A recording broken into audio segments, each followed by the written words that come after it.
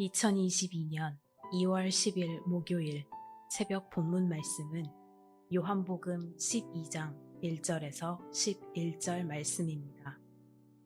6월절 엿새 전에 예수께서 베다니에 이르시니 이곳은 예수께서 죽은 자 가운데서 살리신 나사로가 있는 곳이라. 거기서 예수를 위하여 잔치할세 마르다는 일을 하고 나사로는 예수와 함께 앉은 자 중에 있더라. 마리아는 지극히 비싼 향유 곧 순전한 나드 한 근을 가져다가 예수의 발에 붓고 자기 머리털로 그의 발을 닦으니 향유 냄새가 집에 가득하더라. 제자 중 하나로서 예수를 잡아줄 가룟 유다가 말하되 이 향유를 어찌하여 300데나리온에 팔아 가난한 자들에게 주지 아니하였느냐 하니 이렇게 말함은 가난한 자들을 생각함이 아니요 그는 도둑이라 돈괴를 맞고 거기 넣는 것을 훔쳐가미러라. 예수께서 이르시되 그를 가만두어 나의 장래할 날을 위하여 그것을 간직하게 하라. 가난한 자들은 항상 너희와 함께 있거니와 나는 항상 있지 아니하리라 하시니라. 유대인의 큰 무리가 예수께서 여기 계신 줄을 알고 오니 이는 예수만 보기 위함이 아니요 죽은 자 가운데서 살리신 나사로도 보려 함이러라. 대제사장들이 나사로까지 죽이려고 모이하니 나사로 때문에 많은 유대인이 가서 예수를 믿음이러라. 아멘. 성도 여러분 반갑습니다. 2022년 2월 10일 오늘은 목요일 아침입니다. 오늘 하루도 우리 주님과 동행하는 복된 날 되시기를 바랍니다. 오늘 함께 나눌 말씀의 제목은 초상집에서 잔치집으로입니다. 자, 오늘 참 기분 좋은 날이에요. 왜냐하면 오늘 본문에 이 잔치가 벌려지고 있어요. 이 베다니라고 하는 동네에 아주 구수한 아주 국밥 냄새도 진동을 하고 음악도 있고 사람들의 이 왁자지껄 껄껄껄 웃는 또 그런 웃음소리도 있고 춤추는 소리도 있고 너무 좋습니다. 무슨 일이 있었길래 이렇게 잔치가 벌려졌는지 한번 보겠습니다. 자, 오늘 본문 1절과 2절 말씀을 같이 보겠습니다. 시작. 6월절 엿새 전에 예수께서 베다니에 이르시니 이곳은 예수께서 죽은 자 가운데서 살리신 나사로가 있는 곳이라. 거기서 예수를 위하여 잔치할세 마르다는 일을 하고 나사로는 예수와 함께 앉은 자 중에 있더라. 자, 이 베다니라고 하는 동네, 거기는 나사로가 살던 곳이죠. 나사로는 예수님이 사랑하시던 사람입니다. 그런데 그 병이 들었어요. 결국 죽죠. 그리고 죽은 지 나흘이 되었을 때에 예수님이 나사로의 무덤에 찾아오셨습니다. 그리고 나사로야 나오너라. 그래서 나사로를 죽은 자 가운데서 살려주셨죠. 나사로가 죽었을 때만 해도 베다니는 초상집이었습니다. 그런데 나사로를 다시 살리자 이제 베다니의 이제 잔치집이 된 거죠. 이 베다니라는 말은 무화과의 집이란 뜻이에요. 그러니까 거기에 되게 이 무화과라고 하는 나무가 많았나 봐요. 이 베다니는 예루살렘 성 바깥에 있는 예루살렘이 있고 그 바깥에 있는 마을입니다. 예루살렘이 있고 이제 바로 감람산이 있어요. 감람산. 그리고 감람산을 건너서 제일 먼저 만나는 마을이 베다니입니다. 성지순례를 가면 이 베다니부터 가요. 그래서 제가 기억을 해요. 그래서 베다니에서 이 산을 하나만 넘어가면 바로 예루살렘입니다. 예루살렘 성에 다 살고 싶죠. 예루살렘 성, 시온 성, 다 예루살렘에서 살고 싶죠.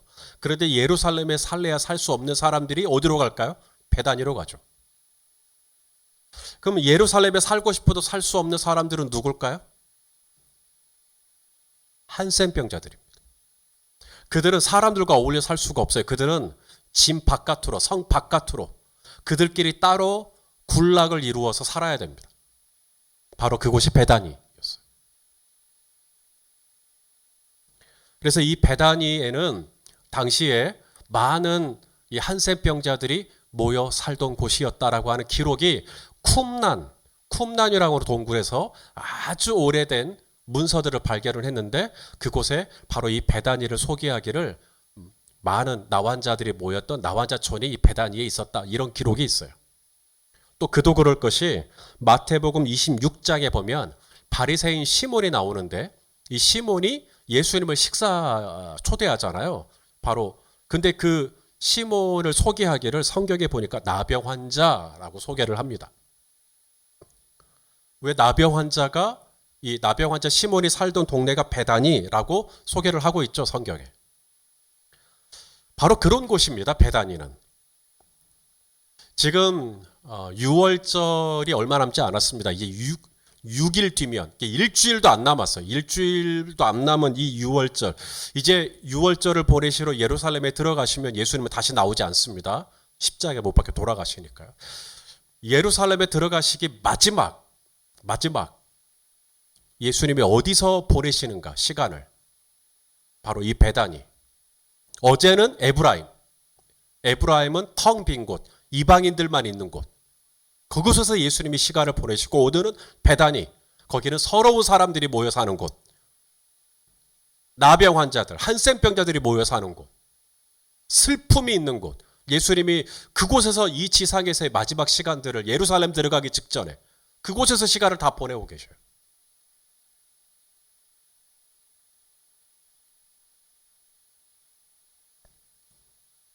그렇게 한센병자도 많고 예루살렘에 살고 싶어도 살 수 없는 사람들, 예루살렘에서 밀려난 사람들.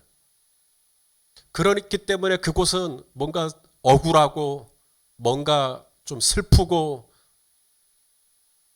그런 곳일 것 같아요. 침통한 곳, 우울한 곳, 눈물이 있는 곳. 그런데 오늘 본문에 보니까 바로 그 베다니, 그 침울한 이 베다니에서 잔치가 열리고 있는 겁니다. 무엇을 위한 잔치인가 봤더니 예수님을 위한 잔치. 슬픔이 가득했던 그곳에, 우울이 가득했던 그곳에 잔치가 벌려지고 있는 거죠. 예수님을 위해서.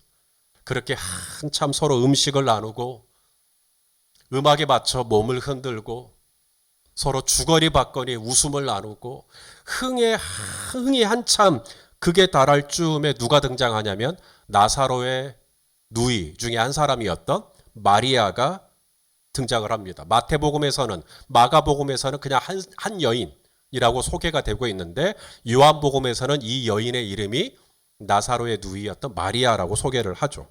이 마리아가 한 일이 뭐냐면 예수님에게 와가지고 예수님의 발에다가 순전한 나드 한 근, 한 근이라는 말은 300g이 조금 넘는 양을 말해요. 어마어마한 겁니다. 순전한 나드 한 근을 다 예수님의 발에다가 부어버려요. 그리고 자신의 이 머리카락으로 예수님의 발을 닦죠. 마리아가 왜 그렇게 했을까요? 우리는 다 그 이유를 알고 있어요. 마리아도 본인이 부은 이 향유가 얼마나 비싼 건지 마리아가 제일 잘 알죠. 마리아가 그게 얼마짜리인지를 마리아보다 잘 아는 사람은 없을걸요. 유다가 오늘 본문에 말하기를 이 향유를 팔아가지고 300데나리온에 팔아가지고 가난한 사람들에게 주었더라면 더 좋았겠다. 그러니까 이게 300데나리온 이상 되는 그런 가치의 향유였던 겁니다. 300데나리온이 얼마냐고요? 1데나리온이 당시의 일반 노동자들의 하루 품삯입니다. 300데나리온이니까 300일을 꼬박 일을 하고 받을 수 있는 품삯이에요. 그게 오늘 마리아가 쏟아 부어드린 향유의 가치였습니다. 여러분, 이 어마어마한 고가의 향유를 예수님의 발에다가 아낌없이 부어드린 마리아, 도대체 마리아가 왜 그렇게 한 걸까요? 마리아가 그렇게 한 이유는 딱 하나밖에 없습니다. 땡큐. 자신의 오라비를 살려주신 것에 대한 감사.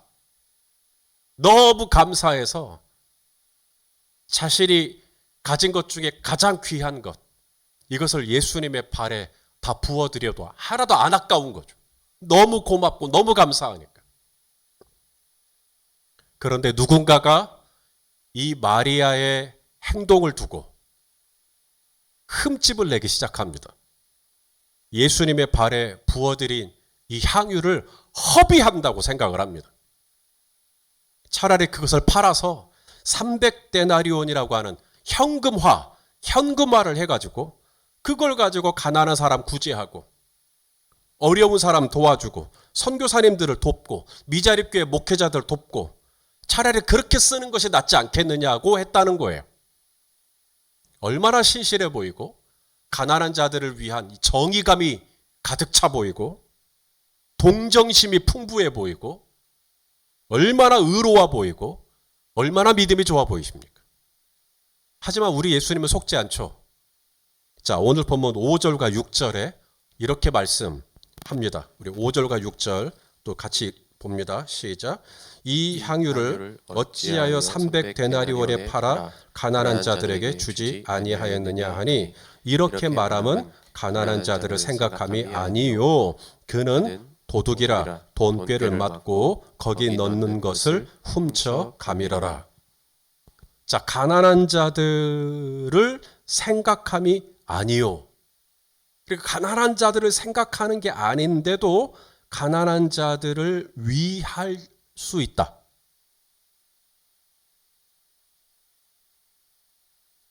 가난한 자들을 생각하는 게 아니에요. 그런데 가난한 자들을 위하는 척 할 수 있다. 환자들을 생각하는 게 아니에요. 그런데 환자들을 위할 수 있다. 성도를 생각하는 게 아니에요. 근데 성도를 위하는 척 할 수도 있다. 교회를 생각하는 거 아니에요. 근데 교회를 위하는 척 할 수 있다. 그곳이 어디인가? 바로 우리의 삶의 자리죠.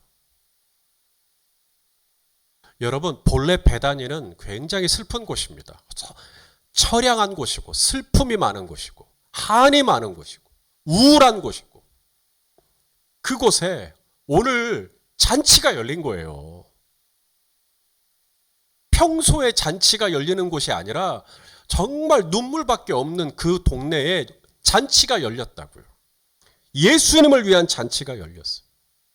그런데 그 잔치에 찬물을 끼얹는 사람들이 있는데 바로 이 마리아 자매가 행한 이 선의로 정말 감사한 마음으로 예수님께 행한 그 행동을 두고 자신의 기준, 자신의 잣대,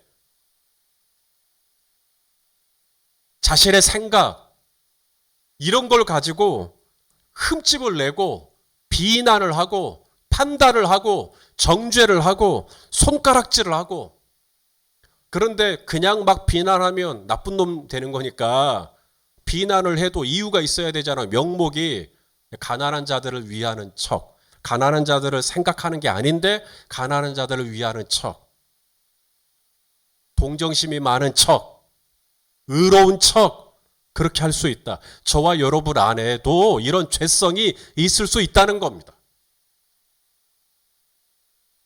내가 얼마나 의로운 사람이냐 우리 안에 의롭다는 인정을 받고 싶은 마음이 있거든요. 그래서 어떻게 하는지 아세요? 누군가가 불의한 행동을 하잖아요. 그걸 막 지적해요. 저거 진짜 불의한 거라고. 그러면 상대적으로 뭐가 되냐면 나는 저런 불의한 사람이 아니니까 나는 의로운 사람이다. 나 좀 알아줘. 이게 깔려 있는 거예요. 내가 얼마나 양심적인지 대놓고 말할 수는 없어요. 근데 누군가가 비양심적인 행동을 했어요. 저런 비양심적인 무슨 막 비양심적인 행동을 갖다가 지적합니다. 그러면 은근히 내가 양심적인 사람인 양 드러나는 거죠. 내가 얼마나 상식적인 사람이냐. 그래서 비상식적인 것을 막 뭐라고 해요. 내가 얼마나 건강한 사람이냐. 그래서 건강하지 않은 사람들을 막 뭐라고 또 탓을 해요.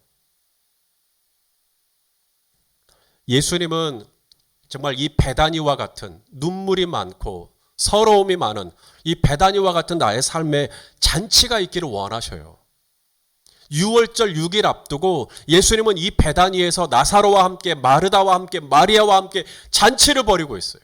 예수님은 이 베다니라고 하는 이 잔치에 바리새인 시몬도 들어와 있어요. 많은 사람들이 이 잔치에 참여하고 함께 그 잔치를 엔조이하기를 원해요. 그런데 누군가는 제자라고 하는 사람인데 판단하고 비난하고 손가락질을 하고, 예수님은 이 베다니와 같은 초상집이 아니라 베다니가 정말 잔치집과 같은 그런 은혜가 저희 교회에도 있기를 원한다고 저는 믿어요. 잔치집처럼 예배하고, 잔치집처럼 기도하고, 잔치집처럼 서로 교제하고 말이죠. 그런데 정말 잔치집과 같은 교회가 되려고 하는데 이 잔치를 위협하는 것이 있다면 바로 누군가를 향한 손가락질과 비난과 흠집내기. 여러분, 이 비난하는 행동은 쉽게 안 없어지더라고요. 왜 그런지 아세요? 비난을 하면서 내가 가난한 자들을 얼마나 위하는 사람인가가 역으로 드러나기 때문에 그래요. 본인도 속아요.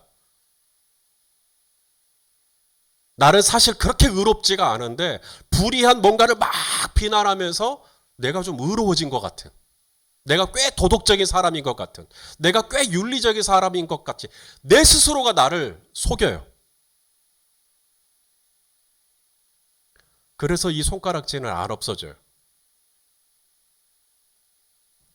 베다니의 잔치가 계속 잔치가 되기를 원하셔요? 베다니의 이 흥이 안 깨졌으면 좋겠어요? 베다니의 이 즐거움이 계속됐으면 좋겠어요? 방법은 있어요. 마리아 자매를 판단하지 않는 겁니다. 예수님의 발에 순전한 나드 한 근이라 되는 향유를 부어드린 이 행동에 대해서 잘했어. 마리아 자매님 정말 대단해요. 마리아 자매님 정말 존경스럽네요. 저는 마리아 자매처럼 저도 감사한 마음은 있지만 그렇게는 못할 것 같은데 마리아 자매님 정말 제가 많이 배웁니다. 마리아 자매님이 저희 가운데 계셔서 얼마나 좋은지 모르겠어요. 라고 할 수만 있었다면 이 흥은 계속되겠죠. 서로 따뜻하게 격려해주고, 손가락질이 아니라 서로 보듬어주고, 서로 격려해주고, 서로 위로해주고, 서로 세워줄 수만 있다면 이 베다니가 초상집에서 잔치집으로 계속해서 이어질 수 있겠죠. 사랑하시는 성도 여러분, 코로나로 인하여 여기저기서 지금 지치고 힘들어해요. 이때에 손가락질을 하면서 누군가를 끊임없이 비난하고, 그러면서 내가 굉장히 도덕적으로 괜찮은 사람인 양 위선의 가면을 쓰고, 이래 가지고는 이 베다니의 이 잔치가 이어질 수가 없다는 겁니다.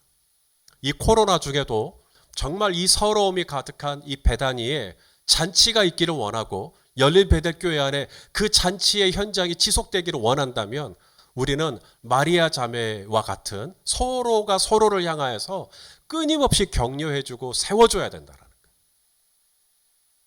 손가락질이 아니라 잘했다고 세워줘야 돼. 댓글로 잘하셨어요. 후기 너무 즐겁게 봤어요. 너무 은혜롭네요.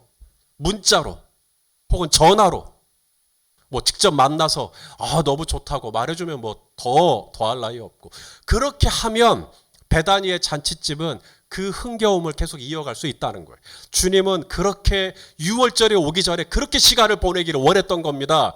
이 땅에서의 보내는 마지막 일주일, 우리 주님은 베다니의 잔치에서 저와 여러분 모두를 초대하고 있습니다. 오늘 하루도 저와 여러분의 삶은 베다니의 잔치가 되기를 원하죠. 그곳에서 누군가를 향한 손가락질이 아니라, 비난이 아니라 서로가 서로를 바라보며 목자님 잘하셨어요. 또 목자는 목자원들을 바라보며 너무 잘하셨다고, 목사는 성도를 격려하고 성도는 목회자를 격려할 수만 있다면, 그렇게 우리가 서로 이 코로나의 이 광풍 속에서 서로를 끊임없이 품어주고 격려해 줄 수만 있다면 얼마나 좋을까. 그 은혜가 오늘 하루도 우리 성도님들이 가는 곳곳마다 넘쳐나게 되시기를 예수님의 이름으로 축원합니다. 기도하겠습니다. 사랑과 은혜가 충만하신 아버지 하나님, 베다니 그 슬픔이 많은 곳이 잔치가 벌렸던 것처럼 정말 코로나로 인하여 여기서 죽겠다 저기도 죽겠다 한숨이 가득한 이곳에 하나님 베다니의 잔치가 있기를 원합니다. 주님, 오늘 우리 성도님들이 계신 그 삶의 자리가 베다니의 잔치로 이어질 수 있도록 누군가를 향한 비난이 아닌 사랑과 선행을 격려하는 은혜가 있을 수 있도록 주님 붙잡아 주시옵소서. 예수 그리스도의 이름으로 감사하오며 축복 기도하옵나이다. 아멘.